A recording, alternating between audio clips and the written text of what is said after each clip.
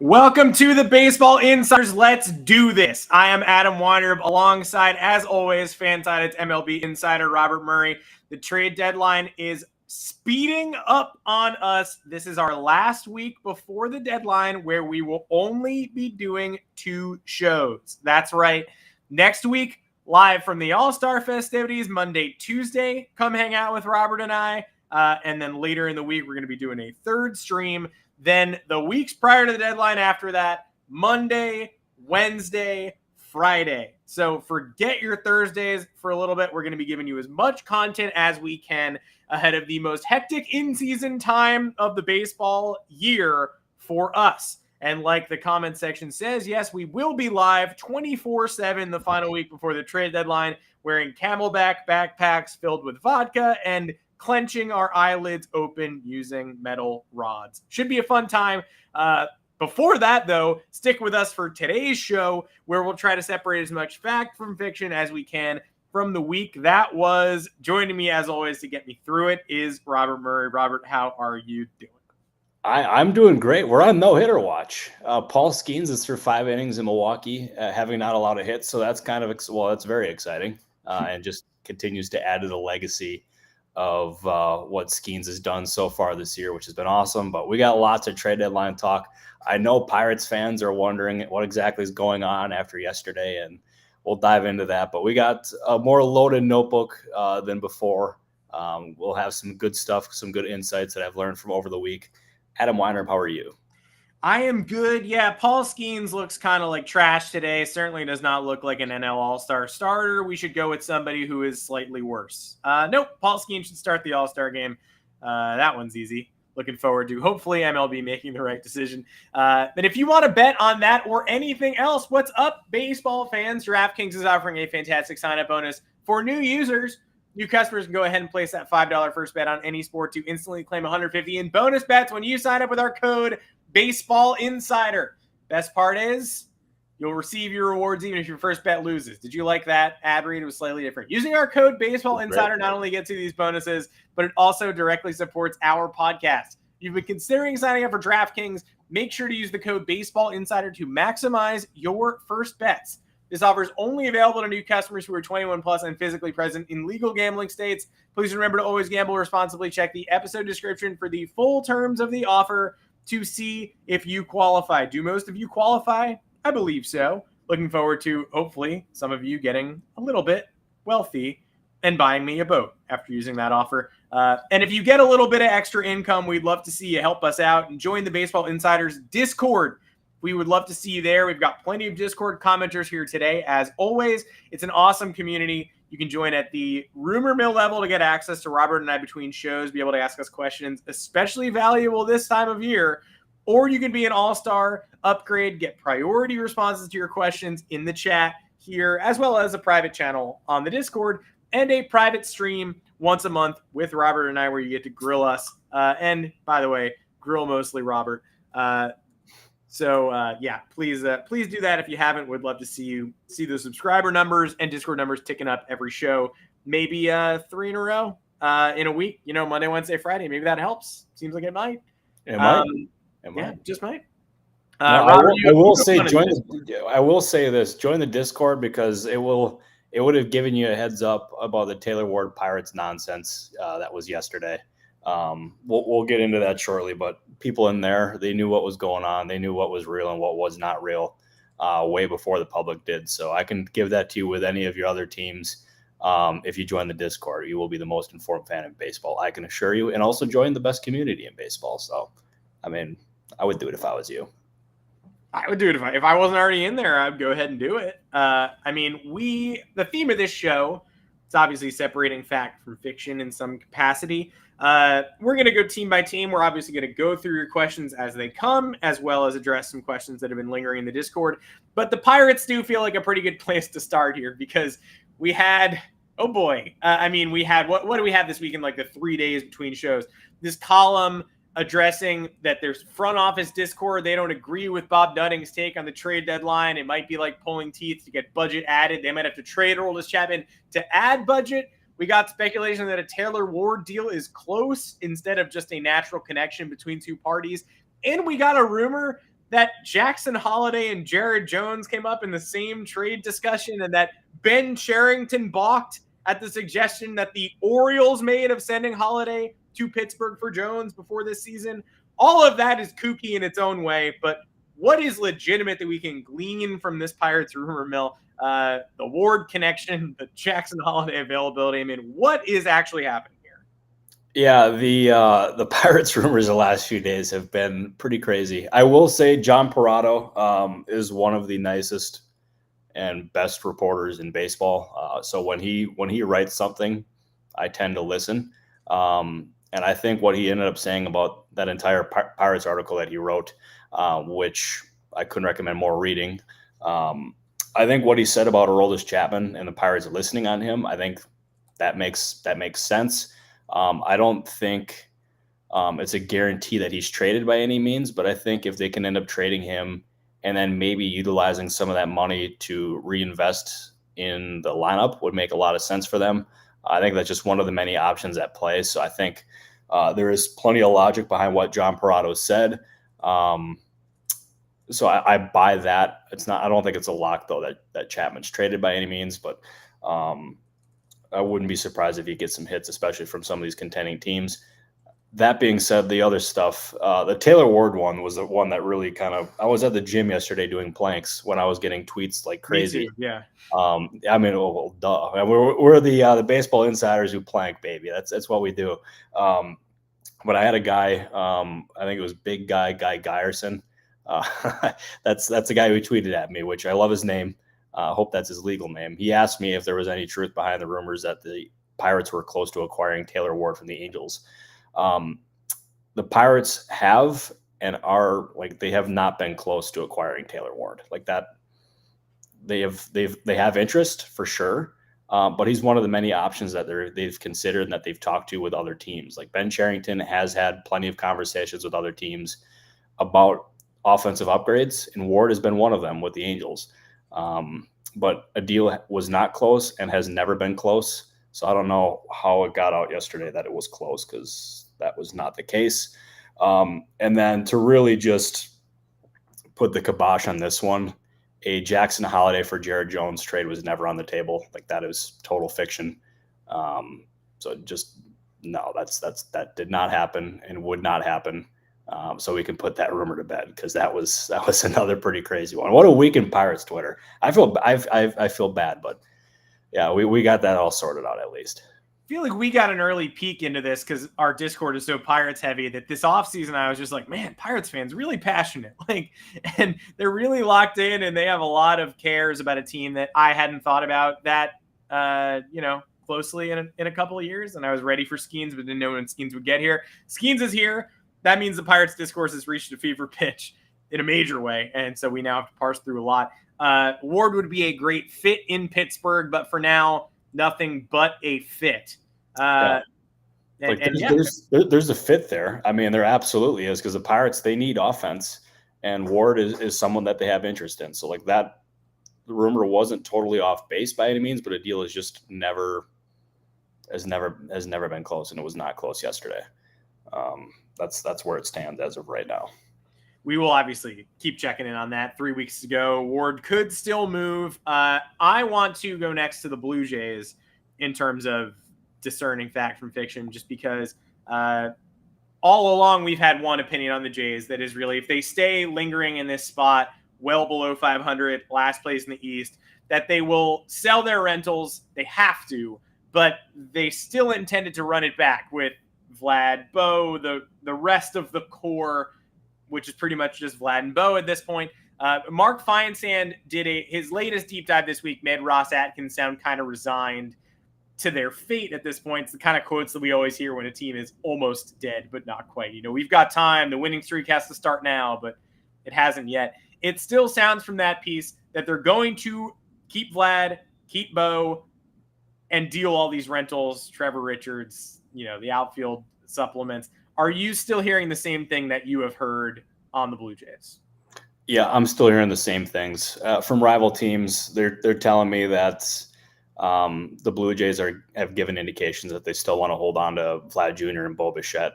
And Bo Bichette's got a new injury that just came out. What was it? I saw Ken Rosenthal retweeted earlier. Can't remember exactly because it was a unique one. But yeah, I fully expect the Blue Jays to hold on to both those players unless things drastically change, because I anticipate them trying to contend in 2025. But there are other rental options, or the rental options that they have on the roster. I expect them to be fair game in trade talks, but so they'll sacrifice probably this year, but they'll still want to be in position to contend next year, and that's obviously going to include Vlad Jr. or Bo Bichette. Perhaps something can change between now and July 30th. I mean, that would not be the first time it's happened, but as of this point, I'd be surprised if either one of those two changes teams. I want to pivot to a better team at this point in the St. Louis Cardinals, spurred on partially by, we got a comment in one of our more recent streams that are like, you guys don't talk about the Cardinals. They have the best record in the NL since a certain demarcation point. They're obviously buyers. And that comment was right. I don't think we've talked much about the Cardinals since we were talking about them as Ryan Helsley sellers and connecting, closer options to the Orioles in mid-May. I think since Mason Wynn joined the lineup, they have the best record in the NL. And yet still this week, Ken Rosenthal had to report on Jordan Walker and his position on the trade block. Rosenthal said no way, but wanted to get to the bottom of that. Dangling Jordan Walker, who, by the way, is struggling a bit right now at AAA, so selling low even on Jordan Walker. But then part two of that question, Cardinals as buyers, what are they looking for at this point? Yeah, the Cardinals, we talked about this in the first couple of months of the season. They look like a team that was destined to sell. And I mean, you could have even thought of a bunch of different names that they could sell. And they looked like a team that was going to sell at the deadline and then could consider big changes in the offseason. And we were already talking about replacements for Mozeliak, and we were talking about replacements for Ali Marmol. And now here they are in clear what should be clear buy mode. It's been an incredible turnaround for them, and what they've done so far has been really impressive in bouncing back, and they deserve a lot of credit because they even caught a lot of flack for extending Ali Marmol before the season. I was admittedly one of them because it seemed like he was in a do or die situation as far as the manager, or as far as the managerial position, and he succeeded. He's done really well. He's got this team humming right now. And they look like clear buyers, and you can make the argument that they'll probably end up looking for a number 5 starter or just a starting pitcher in general. Bullpen help is something that I think would make a lot of sense for them. And then also adding another right-handed bat. I think I would look for them as probably a team that looks for a right-handed rental bat. And I think all three are in play. I would not, and this part right here is just my own speculation, but I would not expect them to be in a hurry to move some of their pitching prospects or their upper pitching prospects to try to get a rental for this year or anything like that, because they should be in the business of stockpiling young pitching rather than trading it, because we saw last year how disastrous their pitching was and how it just needed an influx of talent. So I would anticipate them trying to improve this year, but also trying to keep their long-term pitching options in play. So that's at least what I'm thinking for them. But props to the Cardinals, because everyone had them as just like a team that looked like they were just left for dead. And now here they are in prime playoff position, and who knows, maybe they could even come back in the Central. That'd be a heck of a turnaround. So I don't want to get ahead of myself, but they're doing good work right now. Well, they're just one of many last place-esque teams this year who are now contending. Throw the Royals in there, throw the Red Sox in there. Plenty of teams that people had very low expectations for, especially after 2023 and the way the offseason played out, are firmly in the mix at this deadline as buyers. Red Sox closer Kenley Jansen might want to retire a Dodger, but I do think he's going to stay a Red Sox through the deadline. So we'll see about all that in a couple of weeks. In terms of veterans who for sure have declared they're not moving this summer, Max Scherzer went on foul territory. Maybe a Baseball Insider's listener. Not sure if Max Scherzer tuned into the stream on Monday. But as we waffled about whether or not he would waive his no-trade clause, he did it with the Mets last year. Does he view the Rangers as a lost cause? Is he going to chase rings? He said unequivocally no yesterday on foul territory, and he framed it as belief in the Rangers moving forward. As we're going to turn this around. Why would I want to go anywhere? Who knows? They are still floating at the bottom of that wild card picture, but it sounded pretty emphatic to me. I don't know if he's going to turn on a dime here if they have a bad couple weeks, but what was your interpretation of Max Scherzer basically saying, going to do it here and we're going to do it here? Yeah, that to me seemed like as strong of a answer as you could possibly ask for a player in that situation. So I would firmly expect Scherzer to stay put based on what he ended up saying yesterday. And you also got to look at their recent play here. They're 7-3 in their last 10 games. They're only 6.5 games back in the division. They're in a spot where a continued hot stretch will put them in contention for the wild card. They also have a Hall of Fame manager in Bruce Bochy. Oh, and not to mention, they also got Jacob deGrom coming back too, sometime in August. I mean, that's things maybe starting to keep up or pick up a little bit here for the Rangers. So I think the way that they're trending right now, I would expect most of, if not all of his teammates to remain in place. Obviously, things can change between now and the deadline. I mean, crazy things do happen.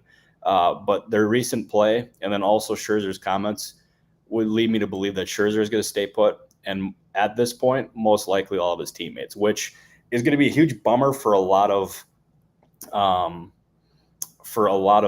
other teams, because I do know that there were other teams who have been watching the Rangers hoping that they would sell, because, I mean, how can you not hope that they would sell if you're a contending team? Because they have a lot of pieces that would intrigue and make a lot of these other teams better. But my guess is they stay put, and that could make this deadline a little bit more boring. So not what we're hoping for, but we'll see. Well, if you were looking to jazz up the deadline, there's one Marlin who could fit. We talked about Jazz Chisholm on Monday. I'm kind of excited for Jazz Chisholm to maybe be the recurring theme of this show up until the deadline, just because everyone I've spoken to and everyone who tweets about it is fairly certain that he is going to get moved. Now the question is, who are the teams that are connected to Jazz? Have you heard any additional teams connected to the Marlins here since Monday on Chisholm, potentially not as a center fielder either? Yeah, it's with Chisholm. It's like what Ken Rosenthal said. I think I would back that up. I expect Jazz Chisholm to be traded. I think there's teams that make sense, and this is just speculation on my own end, of let's say the Yankees, the Mariners, the Royals. I've seen the reports about the Pirates. I mean, maybe they could end up being a fit. I don't know, but they are looking for offense, so maybe that could end up making sense for them. But I wonder too. So one of the things that ended up popping up into my head is that maybe teams could end up viewing Jazz Chisholm as a second baseman in addition to an outfielder. Obviously, he's played 88 games as a center fielder this season. He's been very good there. He's had a nice season so far, but he's also had plenty of experience in the infield and at second base. And versatility is a huge factor, or is a huge calling card for him, because he's got the ability to play both. I wonder if teams could view him as that and try to put him at second base if they don't necessarily have a fit for him in center field. Just my own thoughts. We'll see if that ends up coming to fruition, but that could end up being something to maybe watch over the next couple of weeks. And I'll answer it now. Because we're at that part of the show. I see it. Andrew Lee, how are we doing, my friend? What I can tell you about the Padres is that they have had plenty of trade conversations. They have explored the starting pitching market. I can confidently tell you they are scouting many teams who are in position to sell. But nothing to my knowledge is close. But I do know that Preller has been active in conversations. And no, I saw your other comment before. Preller is, they're 49-47 right now. At least I believe that's what their record is. He's not getting fired. I fully expect them to buy. They're in second place in the division and they're over 500. So I would firmly expect them to buy. So just be patient, but I firmly expect Preller to make moves, and I would look for after the All-Star break for those moves to start to happen for Preller and just even teams around the league in general. I hear you as well on Jazz and the Yankees. I don't know where he's going. All I can confidently say is that if Jazz Chisholm goes to a different contender, he is going to have a big playoff moment in the spotlight. And if he goes to the Yankees, He is going to accidentally punch Aaron Judge in the face, celebrating a ground rule double down 8-1 while hitting 184. So those are facts, and you guys can do with them whatever you choose. Q&A portion of the show. Going to go to the Discord first. Couple of trades proposed in the All-Star channel today. I know we talked about Ward and Pittsburgh right up top of the show, and that's the connection that's been popularized this week.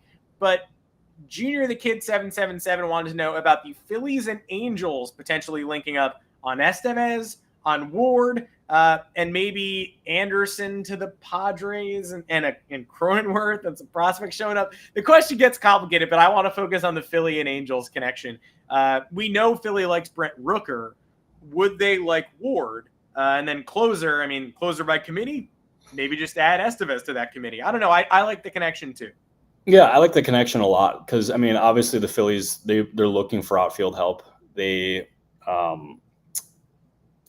Ward would make a lot of sense there. Estevez would make a lot of sense in the late innings as well. Would give them a veteran option. And he's been brilliant. He was this past month. He was the reliever of the month, and he didn't allow a single run. I don't even think he allowed a hit. He was that good. So I think that'd make a lot of sense for the Phillies and make a lot of sense for the Angels. Depending on what exactly they're willing to offer. They also, you got to remember this too, is that Dombrowski and Perry have teamed up to make trades in the past. They ended up agreeing to that Logan O'Hoppe trade for Brandon Marsh, which, by the way, looks like a really good deal for the Angels. Sweet. O'Hoppe looks like one of the premier young catchers in baseball, and that was a really good trade for them. If he's able to stay healthy, he's going to end up being a very, very, very wealthy catcher. Perhaps sooner than later. That's not me teasing an extension. I want to make that abundantly clear. But you see how teams are aggressive in doing that, and you know that Perry's background is he was in Atlanta with Anthopoulos, so you know it's in his blood.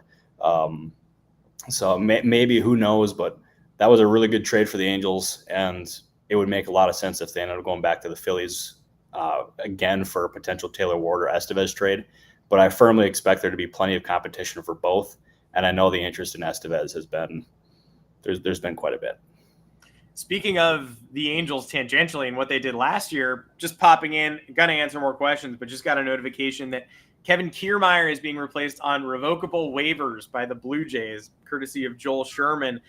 So we're back into revocable waivers mode, which the Angels helped pioneer last year and which got a bunch of people to a bunch of places where they didn't ultimately make that much impact. But now Ronaldo Lopez might start the All-Star game. So Kevin Kiermaier will be starting the All-Star game for the American League next year as well, I guess, following that pattern.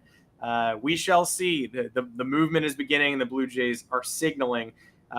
Speaking of Cleveland, want to talk about the Guardians via the comment section. Funny Man Luke wants to know if there's anything on Cleveland. They were obviously very active in that waiver wire frenzy last year. I don't know what the Guardians need to help reinforce this roster at the deadline this year. Obviously, it's a very good one, and they should prioritize helping in any way possible. Yeah, I think Cleveland is going to end up being a clear team that needs starting pitching. Which is, you don't typically expect that with Cleveland because they're known as just a team that's a pitching factory. But I think that's going to end up being a clear area of need for them. But I firmly expect them to be exploring that market, and the way that they can develop pitching makes you. I wonder if they can end up being creative in the way that they end up adding a piece like that. So, hang on, sorry, blowing up. Yeah, good on the Cleveland shout. We'll get you what we can, obviously, as we move closer to the deadline. I am not surprised by how good the Guardians are. I am surprised by the Tigers blasting Cleveland around a little bit in this series and testing them. Today was not fun, but that doesn't change the fact that the Guardians are a strong team at this point in time and are probably unlikely to hybrid sell in the same way that they got Savali out of there last year. Yeah, no, I tuned out there, but now we're back. It's that time of the year where my phone's blowing up and there's texts that I got to respond to in the moment. But that was not a scoop. But I'm laying the groundwork for scoops now and future scoops. So we got to love it. Hopefully we've done it on the Baseball Insiders. I believe the last 2 years we're live on the air. We've broken a trade. Mm-hmm. So fingers crossed that ends up happening again, because that is a huge adrenaline rush. So fingers crossed, but Make sure. I cannot stress it enough. Make sure you watch here for the next few weeks. Well, and forever actually, but especially the next few weeks. Join the Discord because we will have plenty of new information for you guys. But one scoop that I do have is that Jacob Zanola is sound asleep. Mm-hmm. I can actually hear him snoring from Scottsdale. So good job, Jacob. And we're breaking that live. Yeah, if you are a new viewer or listener, just know that sometimes there are moments where Robert gets info in the moment and I vamp, and it turns into Twitter comments in the past have said the other guy is just yapping. I think it's my Twitter banner photo because sometimes boy just got to yap. And some people like it. Some people get mad. Some we're just going to yap sometimes. We're going to fill space. It's one of my many skills, or at least in my job description. So it's a normal occurrence on this show. But more so, we want to fill the space by breaking trades and giving y'all scoops. I want to give Xander Nichols a shout out for getting any Royals news in early. Another team that we probably don't talk enough about. Just got involved in a Colin Selby trade with the Orioles. I assume that's not what you want to discuss here, though. Any thoughts on the Royals? Yeah, they're a team that I firmly expect to be in that bullpen market. I think that's going to end up being one of the clear areas of need for them. Again, I think Jason Adam of the Rays makes a lot of sense. And there's even players on the Rays that like Zach Eflin or I wonder if teams could also check in on like a guy like Yandy Diaz, just because he's a guy that is controllable. He's cheap. I think he's going to end up getting some interest. I don't know if the Rays would trade him, but I think Zach Eflin is a really strong trade candidate, especially with considering what they've done. But as far as the Royals go, I think bullpen is one of the clear areas of need. Jason Adam is going to be one of the options that they consider. I would expect them to add a high leverage reliever, at least as of this point.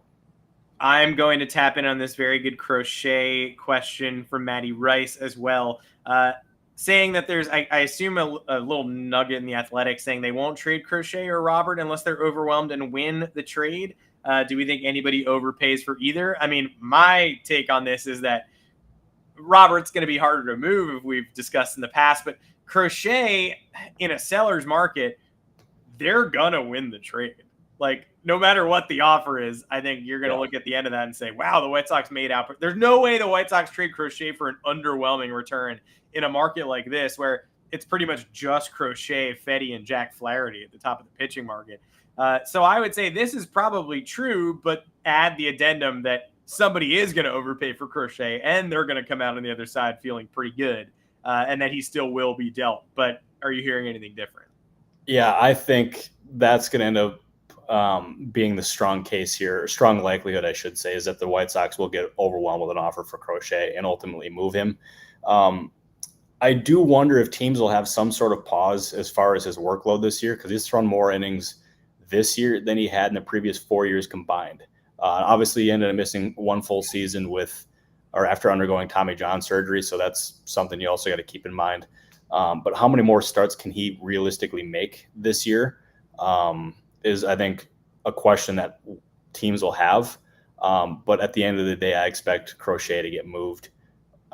Where exactly he goes remains to be seen, but the interest in him figures to be extensive. Luis Robert, it's tough.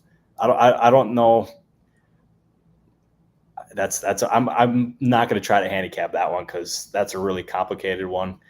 But considering his level of performance and also his contract and how affordable he is, the White Sox could be in position to get an absolute haul for him. And I think they will.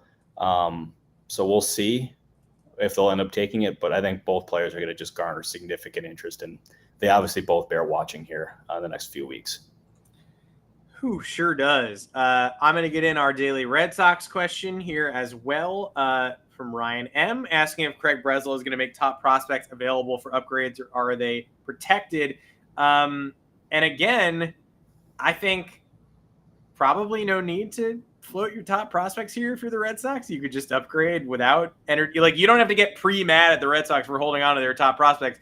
The Red Sox are really good, and they can reinforce this really good roster without surrendering any of their top names. But again, I'm not the one answering the question, even though MLB Deadline News did just give me a tag on the Joel Sherman report of Kevin Kiermaier and waivers. So shout out for blowing up my mentions. This is the biggest moment of my life.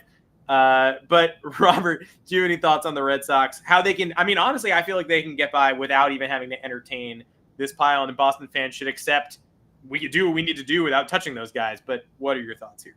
Yeah, I'm in firm agreement with you. I don't think that they'll look to move their top prospects here, because if you look at them right now, they're 50-41, and they're 7-3 in their last 10. They've been very good. They've way over exceeded expectations here. I don't think they have to. I think they can end up upgrading the roster without moving some of their top guys. So I think I wouldn't expect them to make those top guys available. Maybe they do for a certain player, but I don't expect that to be the case. All right. The time has come. Anything else in the notebook that I have not touched yet? Let's see here. I'll go through a couple of quick hitters. From MLB Deadline News, Robert, do you got anything on Jack Flaherty? I do expect him to get traded. Skubal, I don't expect him to get traded. Tyler Anderson disrespect is definitely real. We respect him on this pod. I did leave him out of the top pitcher names I rattled off like 5 seconds ago, though. But an all-star question did ask, hey, the Angels aren't going to blow this, right? They're going to sell the names they need to sell. Are we any closer to getting a resolution there? I don't. That's a great question, because it all depends on how Artie Moreno feels a certain morning, and he's as unpredictable as they come. Do I think that they should move guys like Tyler Anderson or Rengifo or Taylor Ward? Yes, I do think that they should. Do I think that they will? We'll wait and see. I think Anderson's the most likely of them to go, but it's it just all depends on how Artie Moreno feels a certain day. I don't want to make Angels fans feel pessimistic or more worried than they should be, because if I was an Angels fan, I'd be worried too with the way that this team looks. But they're all going to get plenty of interest, but I don't think they're just going to trade them just to trade them. But the current state of the market and how little options there are, I would be more inclined to believe that they'll get an offer that will result in them moving on from the majority of them. So we'll see, but again, it all depends on Artie.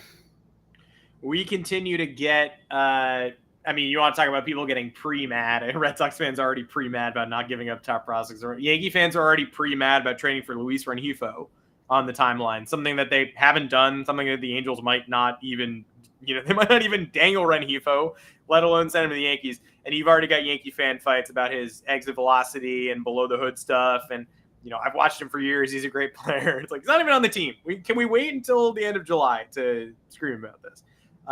Well, the answer is no. Fans have to scream about stuff all the time. And we do welcome fans screaming. We love it when you bring it to the comments. We love it when you bring it to the Discord. We just hope to make sense of it. That was today's show, Fact or Fiction. Taking your screaming, putting it in a pasta maker, spitting it out the other side as maybe distilled information. And we could not do it without the comments, the Discord messages, the viewers, and most importantly, Robert Murray. Fansided's Robert Murray, thank you again for helping me out during, obviously, an escalating busy time for you. It's a very busy time. I know my screen time yesterday was 16 and a half hours, which I don't wish that on my worst enemy, but it's only going to go up from here. It's going to be awesome. I can't wait. We appreciate everyone who tuned in, and I will confidently say that the next few weeks, my notebook will be full for each show. So I would make sure to stay tuned here, the Discord as well, and see everyone, Monday? While I'm in Arlington, Texas for the All-Star game. So that'll be cool. Yes. So Robert will be in Arlington Monday, Tuesday. Obviously, he's not leaving between the Derby and the All-Star game. We're going to check in. We're going to check in both Monday and Tuesday for updates on this channel. See what Robert gets from the Futures game on Sunday, and we'll report on that on Monday. And see what happens at workout day on Monday. We'll report on that on Tuesday. Obviously, continue answering your questions. And then, back at the end of the week when Robert returns to recap rumors, then thrice, which is very nice. Monday, Wednesday, Friday. If you're not subscribed, subscribe. If your notifications for live episodes aren't on, turn them on. If you're not in the Discord and you want to be, sign up, hit join under the video, and our producer Joanne will help you into the Discord if you're struggling to get in. Either way, thanks for being a part of the community. Love to see all of you in the comment section. And Robert, thank you for helping me out and doing what you do. Hey, thank you for doing what you do. The show would not be possible without you, and we will see everyone on Monday. We sure will. Thank you, everybody. Bye, everybody.